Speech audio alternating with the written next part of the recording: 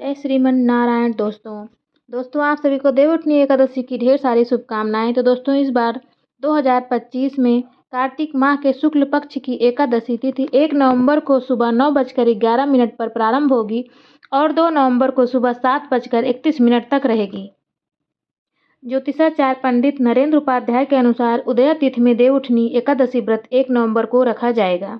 कार्तिक माह के इस शुक्ल पक्ष के एकादशी को देवउठनी एकादशी, देवोत्थान एकादशी, देवउठनी, ग्यारस, प्रबोधनी एकादशी आदि नामों से जाना जाता है। इस दिन श्री हरि विष्णु निद्रा से जागते हैं, इसीलिए इसे देवउठनी एकादशी व्रत कहा जाता है। तो चलिए आपको हम कथा सुनाते हैं।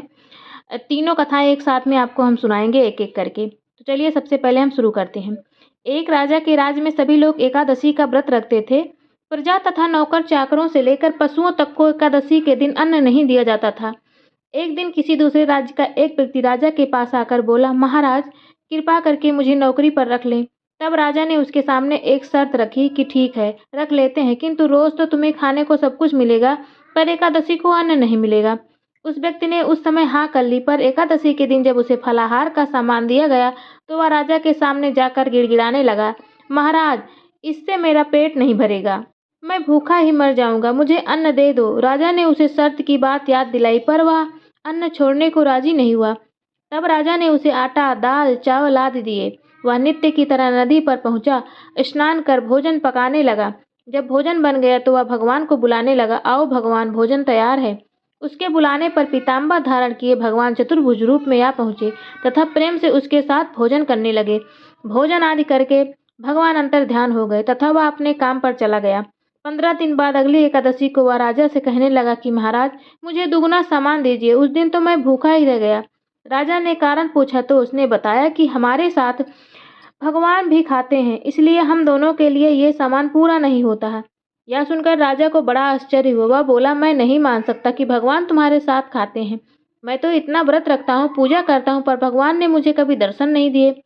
राजा की बात सुनकर वह बोला, महाराज यदि विश्वास न हो तो साथ चलकर देख लें। राजा एक पेड़ के पीछे छिपकर बैठ गया। उस व्यक्ति ने भोजन बनाया तथा भगवान को शाम तक पुकारता रहा, परंतु भगवान न आए।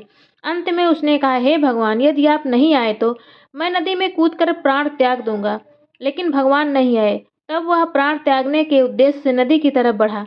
प्राण त्यागने का उसका दृढ़ इरादा जान शीघ्र ही भगवान ने प्रकट होकर उसे रोक लिया और साथ बैठकर भोजन करने लगे।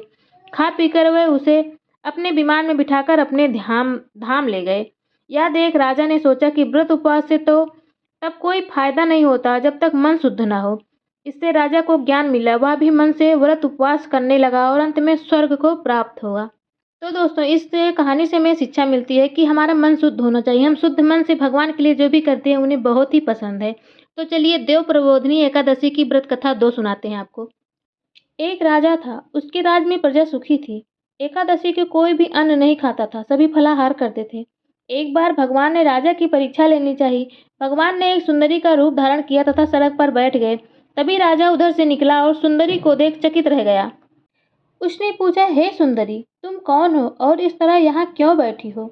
तब सुंदर स्त्री बने भगवान बोले, मैं निराश्रिता हूँ, नगर में मेरा कोई जाना पहचाना नहीं है, किससे सहायता मांगू? राजा उसके रूप पर मोहित हो गया था। वह बोला, तुम मेरे महल में चलकर मेरी रानी बनकर रहो। सुंदरी बोली, मैं तुम्हारी बात मानूंगी, पर तुम्हें राज्य का अधिकार मुझे सौंपना होगा। राज्य पर मेरा पूरा अधिकार होगा। मैं जो भी बनाऊंगी तुम्हें खाना होगा। राजा उसके रूप पर मोहित था, अतः उसने उसकी सभी शर्तें स्वीकार कर लीं। अगले दिन एकादशी थी।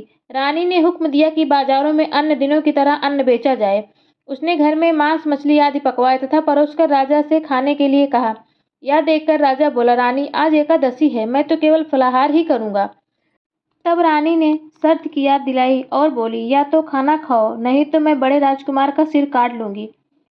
राजा ने अपनी स्थिति बड़ी रानी से कही तो बड़ी रानी बोली, महाराज धर्म नहीं छोड़ें, बड़े राजकुमार का सिर दे दें, पुत्र तो फिर मिल जाएगा पर धर्म नहीं मिलेगा। इस दौरान बड़ा राजकुमार खेल कर आ गया। माँ की आंखों में आंसू देखकर वह रोने का कारण पूछने लगा तो माँ ने उसे सारी स्थिति बता दी। तब वह बोला, मैं सिर देने के लिए तैयार हूँ, पिताजी के धर्म की रक्षा होगी, जरूर होगी।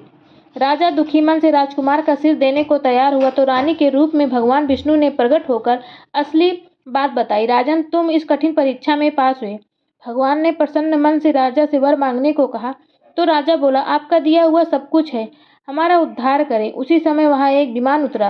राजा ने अपना राजपुत्र को सौंप दिया और विमान में बैठकर परम धाम को चले गए।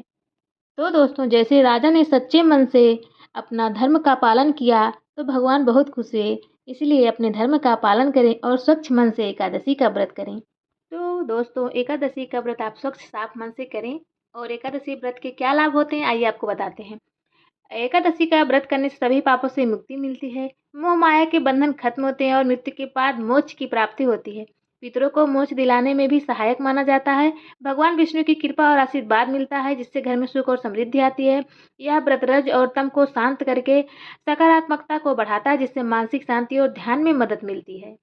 तो दोस्तों, अगर आपको कहानी अच्छी लगी हो तो लाइक करके चैनल को सब्सक्राइब करना बिल्कुल भी ना भूलें। आपको ऐसी ही कथाएं आती रहेंगी और आप अपने घर में सुखी से रहें, संपन्न रहें, खुश रहें, अच्छे से रहें, जहाँ भी रहें कल कुशल से रहें। भगवान की कृपा आप सभी पर बनी रहे। तो चलते मिलते हैं अगले वीडियो में, तब तक के लिए राधे कृष्णा।